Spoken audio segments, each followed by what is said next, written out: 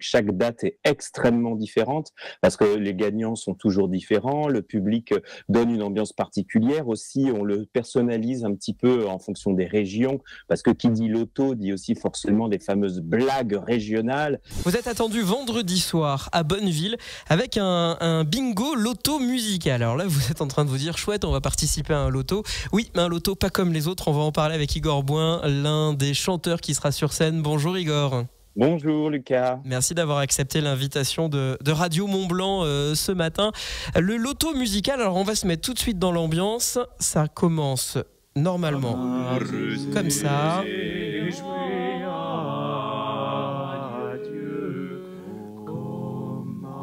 Et là vous vous dites, mince, où est-ce que j'ai mis les pieds? Tout le monde me regarde dans le bureau. On pensait que vous étiez venu assister à un délicieux florilège de polyphonie de la Renaissance. Et puis, on a réalisé en arrivant sur scène que vous étiez bien entendu venu pour jouer au loto. Alors c'est parti! Alors c'est ça en fait, on va mélanger de la musique, les trucs super cultes. Là on a Van Halen dans les oreilles, mais également tout ce qui a marqué les années 80. Igor, on va également jouer au loto pour de vrai. Racontez-nous comment ça va se passer sur scène. Mais oui, exactement, ça va être la folie. C'est une véritable partie de loto, mais intégrée à un spectacle. Donc il y aura tous les cartons, les jetons, des lots, mais aussi des sketchs musicaux, des sketchs, de la musique très variée. Ça va effectivement de la Renaissance à Claude François, à Diane Tell, en passant par Bobby Lapointe et effectivement Van Halen.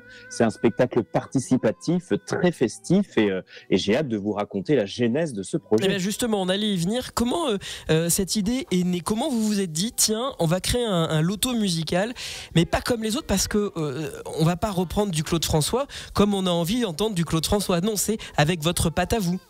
Exactement. Alors nous, on est un trio vocal, un trio de musique classique. On est 3 chanteurs lyriques, Yann Roland contre-ténor, Martial Polia ténor et moi-même baryton. Et en fait, on a l'habitude de faire normalement de la musique de la Renaissance. Alors c'est pas très glamour dit comme ça, mais nous on adore et on trouve ça très chouette et très punchy. Et un jour, un directeur de festival nous a dit ce serait génial que vous fassiez un loto, un bingo Renaissance. Et donc on s'est dit pourquoi pas. Et en fait, pim, il y a eu le confinement que tout le monde connaît évidemment. Et du coup, pendant le confinement, on a un peu mûri l'idée. Et puis on s'est dit mais attendez, ce serait génial de faire un loto musical, parce qu'on s'est renseigné un peu comment ça se passait, une partie de loto, tout ça, et on a été hyper touchés. Moi, je viens du Pas-de-Calais, donc c'est une terre traditionnelle de loto. Et du coup, on s'est dit mais il faut demander à une metteur en scène pour nous aider à aller au bout de notre délire. Et on a pensé à Shirley du duo Shirley et Dino, Corinne Benizio, avec laquelle on avait déjà travaillé. Et en fait, elle a trouvé l'idée super et elle nous a accompagnés pour accoucher de ce spectacle un peu atypique. Alors Igor, moi j'aimerais comprendre, on va s'installer, on va être assis autour d'une table comme un vrai loto bingo. On va avoir, vous l'avez dit, des grilles. C'est quoi? C'est des grains de maïs, des vrais jetons qu'on posera. Mais comment ça va se passer? Vous allez faire un tirage, celui qui dit kin, il gagne un cadeau et un morceau de musique. C'est comme ça que ça va se passer concrètement? Alors c'est à la fois comme ça et à la fois pas vraiment comme ça, puisque comme c'est quand même un spectacle, au bout d'un moment il y aura des surprises, des petits décalages. Mais alors globalement, pour vous donner une idée précise, effectivement on a une grille, parce qu'on a dû limiter à une grille quand même, parce que sinon le spectacle allait durer 3 heures. Et on a chacun un crayon, et puis du coup on fait les tirages des numéros, et il y a évidemment le kin, le double kin, et puis le carton plein qui va gagner, je spoil un petit peu, un voyage. Regardez, vous me laissez sans voix. Un vrai voyage? Un vrai voyage, exactement. Parce que tout est vrai dans ce spectacle. Ça, j'ai hâte aussi que vos auditeurs viennent voir ce spectacle, parce qu'on dit beaucoup de vérités et des fois, toutes les vérités ne sont pas bonnes à dire. Justement, vous allez nous donner quelques de ces vérités dans moins de 5 minutes sur Radio Mont-Blanc. On est avec Igor Bouin. Vendredi soir, vous êtes attendu à Bonneville. C'est à la salle de l'Agora avec ce spectacle juste exceptionnel. Loto bingo, comme vous ne l'avez jamais vécu. En fait, c'est un bingo loto musical avec des chansons de la Renaissance, mais également les plus grands succès. Donc on a dit Claude François, Van Halen, ça c'est pour les années 80, années 70-80. Est-ce qu'il y a des tubes d'aujourd'hui? Et puis quelles sont ces vérités? Vous l'avez dit, c'est à la fois musical et c'est aussi un spectacle, des sketchs. On en parle avec vous Igor dans un instant sur Radio Mont-Blanc. Igor Bouin, notre invité. Bingo Loto musical, c'est vendredi, c'est à Bonneville, à la salle de l'Agora, un spectacle pas comme les autres. On peut clairement le dire, Igor, on est sur un spectacle clairement inédit, oui pour vous, mais clairement inédit dans le paysage culturel. Moi, je connais pas de Loto musical et on va à la fois comme ça se marrer, danser et gagner un voyage. Ben effectivement, c'est vrai que c'est un peu un spectacle atypique, surtout ce côté très participatif, parce que le public est tout aussi acteur que public dans le spectacle. D'ailleurs, c'est ce qui fait ce spectacle assez génial, c'est que chaque date est extrêmement différente, parce que les gagnants sont toujours différents, le public donne une ambiance particulière aussi, on le personnalise un petit peu en fonction des régions, parce que qui dit loto dit aussi forcément des fameuses blagues régionales, donc ça va parler à Bonneville du reblochon et de plein de choses, donc ça va être super. Vous le disiez, ça va être un spectacle donc avec un peu de musique. Vous êtes 3 sur scène, hein, votre formation à la base c'était de chanter, oui. Et vous allez vous retrouver à faire de l'humour. Comment on arrive à enfiler le costume d'humoriste finalement sur une scène quand notre vie d'avant c'était d'abord d'être chanteur? Ah bah ça, c'est une super question, parce que oui, effectivement, tous les trois, en fait, avec le trio, on s'est rencontrés à la Maîtrise Notre-Dame de Paris. On était tous les trois au Chœur d'adultes à la Maîtrise Notre-Dame de Paris, et du coup, ça fait 14 ans qu'on existe, et dans la musique de la Renaissance, alors on pourrait pas s'en douter forcément, mais en fait c'est une musique très drôle, parce qu'à l'époque on mélangeait vachement le profane et le sacré, c'est-à-dire que les moines en fait qui chantaient, ils faisaient un petit peu n'importe quoi. Il y a plein de chansons qui disent que les moines picolent pendant le carême, les moines ont des histoires pas très catholiques. Donc du coup nous c'est un répertoire qui nous a tout de suite quand même donné envie de faire de l'humour, alors que c'est pas forcément ce qu'on pourrait s'imaginer avec ce répertoire-là.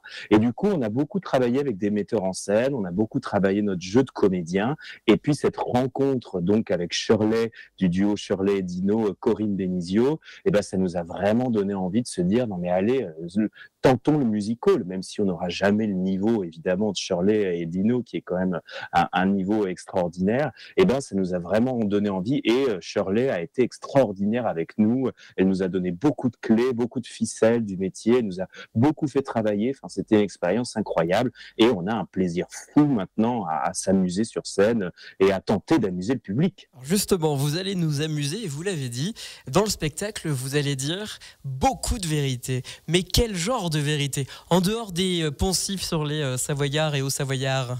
Oui, bien sûr. Eh ben, par exemple, on a le personnage de Martial Polia qui passe son temps à raconter sa vie, sa propre vie. Et puis, ce qui est bien dans le tirage du loto, c'est que, par exemple, on va tirer des numéros, et on tire des numéros et on essaye de les faire deviner. Donc, à un moment donné, par exemple, je dis n'importe quoi, si par exemple le 27 tombe, eh ben, très souvent, on dit un alcool, le jet, tout le public crie 27. Et puis là, je dis par exemple, c'est un alcool adoré de nos amis anglais, chers amis anglais, bon courage avec le Brexit. Et puis tout d'un coup, on se lance dans des choses un petit peu comme ça, comme si tout d'un coup le spectacle avait une teneur politique, alors que c'est ce genre de vérité-là. Oui, en vrai, vous faites pas réellement de la politique, et vous traitez pas des sujets de l'actualité comme ça peut être le cas dans des one-man shows ou dans des spectacles qui traitent justement et qui maltraitent plutôt l'actualité.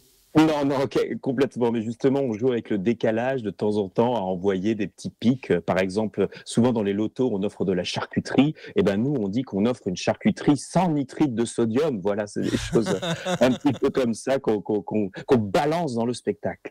C'est un spectacle qui est engagé. Moi, j'aime bien l'idée, évidemment, de me dire tiens, je vais aller voir un spectacle où ça va être interactif. Ça veut donc dire qu'il y a une part d'improvisation et que Total, oui. le spectacle est drôle à condition finalement que les spectateurs jouent le jeu. Alors je sais que les Savoyards et Hauts-Savoyards sont très bons publics, je ne vais pas dire le contraire, je veux pas avoir de problème, mais est-ce que vous êtes déjà tombé sur un public où tout d'un coup on s'est dit ah ouais là ça marche pas, les blagues ne prennent pas, ça prend pas? Est-ce que ça arrive ça dans la tournée?